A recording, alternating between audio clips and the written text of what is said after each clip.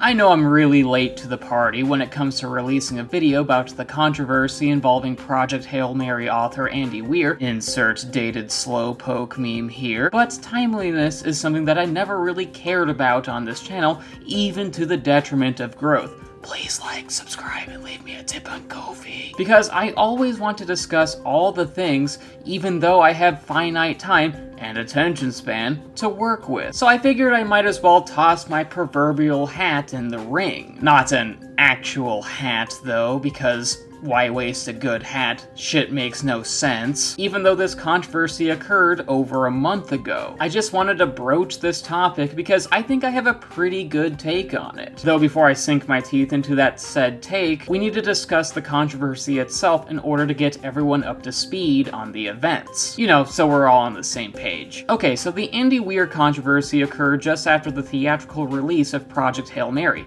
an adaptation to Weir's beloved science fiction novel of the same name, directed by Phil Lord and Chris Miller, that stars Ryan Gosling, Sandra Huller, and James Ortiz playing an adorable space rock with no face. An adaptation that is fantastic. As I have described in prior videos on it, check those out sometime if you haven't. But to get back on topic, the movie is great, the book is great, Meatball subs are great, so what's the problem?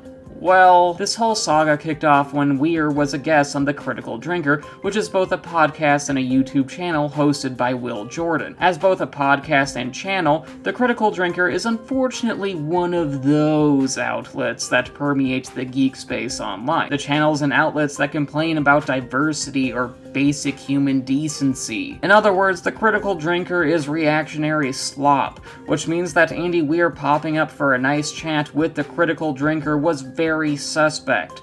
And that's even before Weir kicked a hornet's nest by shit-talking a lot of modern Star Trek shows and relished the fact that Paramount was now pulling the plug on the current creative direction of that IP. Yeah, I saw one, I forgot what it was. He said, I wish I could remember who it was because I can't remember, but he said something, he was an analyst, and he said, like, all modern science fiction TV shows and movies have been heavily influenced by Star Trek, by the original Star Trek, except for the current batch of Star Trek shows. Yes. Which is,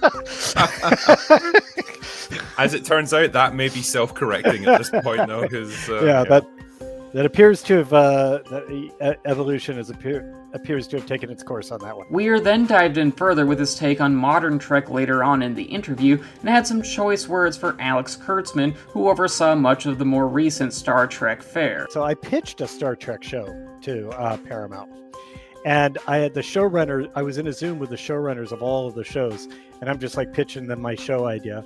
And so I actually, spent a long time talking to Alex Kurtzman, and I know. Yeah, I don't like a lot of the new Trek, but I have to say he, as a person, is a really nice guy. So it's kind of interesting. I feel a little bad for him, but at the same time, those shows are shit. And, don't make me like him, okay? Don't don't do that to me. He is a nice guy, but they didn't accept my pitch, so, fuck them. Now, these comments alone set social media ablaze, to the point that Weir posted a public apology to Alex Kurtzman on Facebook stating, "I'm posting to apologize about stuff I said on the Critical Drinkers podcast. I feel like my quotes were taken out of context as salacious sound bites. I hope you saw the other parts where I said how much I like you as a person and what a nice guy you are. Also how I like Strange New Worlds and Lower Decks. I was trying to be funny, but in retrospect it comes off as disrespectful and mean, so I'm sorry for that. I was also trying to be self-deprecating when I said, but they didn't like my pitch, so fuck 'em. But out of context, it can be read like I actually meant it. I'm a blunt person, always have been, and it's been 10 years since the media cared about what I had to say about anything, so I kind of forgot to watch my words when I have a film in theaters. In a couple months, I'll be back in my cave writing novels, and no one will care again," end quote. Admittedly, I don't really have a take on the Star Trek aspect of this controversy, mostly because I don't really have that much of a background in watching Trek. It's a show and series that I want to get into, but have just limited experience in. Though with the things that I have seen of Star Trek, I usually like it well enough. But even then, even I know that Weir probably shouldn't be saying things like that. I mean, it's one thing to say that you dislike a show or the handling of a specific intellectual property, but it's another thing to insult peers of an industry that you yourself are a part of, even if you're only somewhat part of it like Weir is. It's just unprofesh. However, the Star Trek issue was only part of the controversy. In fact, as far as I'm concerned, and that is obviously what is most important here, Weir's aversion to intentionally place political messages or social commentary in his written work, prioritizing his ability to entertain, is the meatier controversy here, and the one that I have a lot of opinions on. However, I don't desire to put words into Weir's mouth that he didn't say, so I'm just gonna let the relevant sound bites speak for themselves. Roll clip. I never put any politics or messaging in any of my stories at all. There's no, there's no deeper meaning. There isn't even any symbolism. My book, even non-political, there's just no symbolism at all. My books are always just purely to entertain. Additionally, Weir's comments echo what he said in an interview with Futurism back in 2017. Per Weir from that interview, I dislike social commentary. Like, I really hate it. When I'm reading a book, I just want to be entertained, not preached at by the author. Plus, it ruins the wonder of the story if I know the author has a political or social axe to grind. I no longer speculate about all possible outcomes of the story because I know for a fact that the universe of that book will conspire to ensure that the author's political agenda is validated. I hate that. I put no politics or social commentary into my stories at all. Anyone who thinks they see something like that is reading it on their own. I have no point to make, and I'm not trying to affect the reader's opinion on anything. My sole job is to entertain, and I stick to that. To that end, I also don't talk about my personal political opinions publicly. I don't want readers to even know, honestly. I don't want that in the back of their minds as they read my stuff." End quote. Weir also reiterated this stance more recently via an interview conducted by Cleo Abram on her YouTube channel.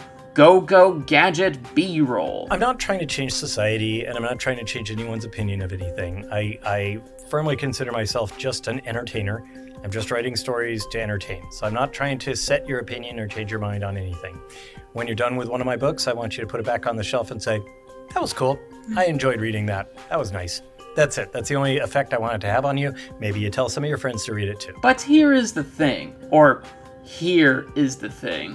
This is all bullfuck. Weir can claim that he writes his books to be apolitical and devoid of social commentary, but if that's the case, Weir did this unsuccessfully with Project Hail Mary. Like, this is a story about humanity ignoring past issues and qualms with one another on a personal, national, and geopolitical level in order to come together and utilize the awesome power of science and knowledge to save the world from a climate apocalypse, and doing so while meeting an alien race that is incredibly different from humanity, but is clearly intelligent and worth communicating with and befriending despite the various cultural, linguistic, and special differences between them. And look, I'm sorry, Mr. Weir, that's political. Because despite your best efforts, you wrote a book with social commentary. Congratulations! Social commentary that is especially relevant now because of how much of the world is just diametrically opposed to the seemingly Star Trek-style utopian ideal of what humanity can be at its best. Especially in America, which is the home country of Weir,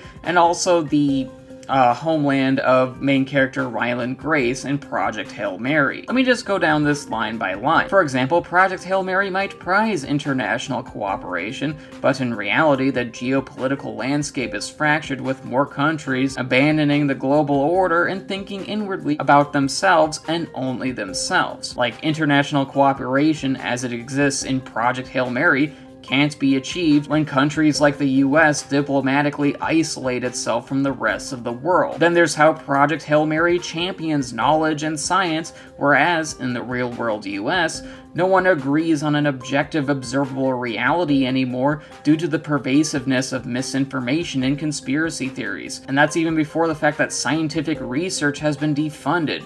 Many experts in their fields have received pink slips from the government, and so many of our scientific and government institutions are led by people like RFK Jr., who are cuckoo for Cocoa Puffs. And this subversion to scientific fact also extends to my country's denial to the threat that climate change poses, whereas whereas in Project Hail Mary, every government is on the same page in terms of its fictionalized climate apocalypse. Also, it's truly bizarre that the story about the world ending in decades is more hopeful and forward-thinking than the current shit show that is our current hellscape. But hey, at least gambling is now pervasive in everything. Just imagine how dystopian our world would be if that wasn't the case. And finally, there's the aspect of Project Hail Mary's story about overcoming linguistic and cultural barriers and befriending a being that is entirely different from you, whereas the real world continues to demonize those who are different from the norm, like immigrants, people of color, and trans people. Which on that last one is dumb,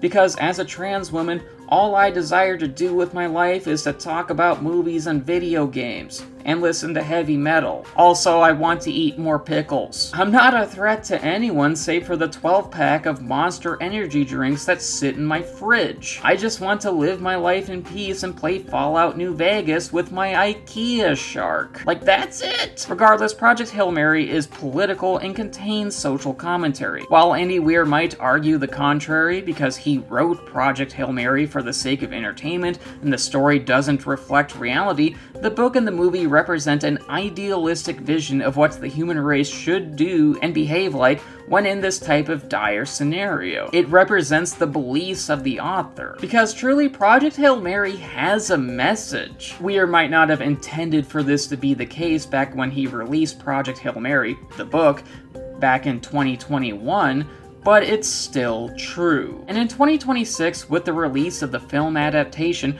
Project Hail Mary's idealistic portrayal of humanity, the way it champions science and knowledge, endorses international cooperation in the face of a global catastrophe, and the need to see, for the lack of a better word, the humanity in those who are different from us, stands in such a stark contrast to the real world that Project Hail Mary acts as a beacon of hope in an often hopeless time. And for this reason, is it any wonder why the film is so acclaimed, that the movie connected with so many people? Because I sincerely doubt that Project Hail Mary, the film adaptation that is, would have had the same near universal resonance without reality's oppressively grim backdrop. I mean, that shit is kind of inseparable, because the movie, and the book, now inspires a lot of thought after the turn of the last page or the end credits begin to roll, despite Weir's intention to create something that was entertaining merely for the sake of being entertaining. The juxtaposition between the real world and Project Hail Mary's narrative is tied together, because Andy Weir may have desired to create something to be consumed, briefly admired, and then ultimately discarded, but he instead wrote a story that's worth thinking about and discussing. Intentions be damned, Weir crafted a narrative with lasting value.